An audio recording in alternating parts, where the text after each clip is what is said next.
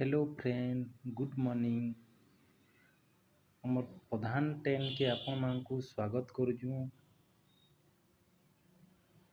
देखुन एटा आमर प्रधान 10 and decoration आपण माने पाई पारबे बहुत कम दाम रे, कम बजेट रे बहुत बढ़िया सर्विस दिया है आमर इने।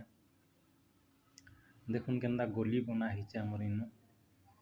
आपण मानकु जदि भल लागबा बेले स्क्रीन रे दिया है नंबर रे आपण माने जोगाजोग करि पारबे।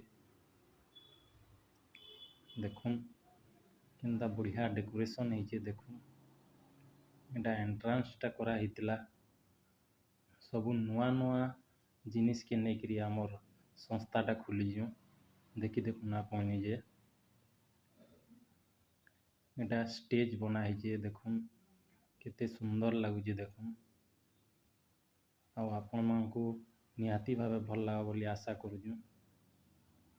यार देखुन भोजी भात रो आयोजन हिची आ इने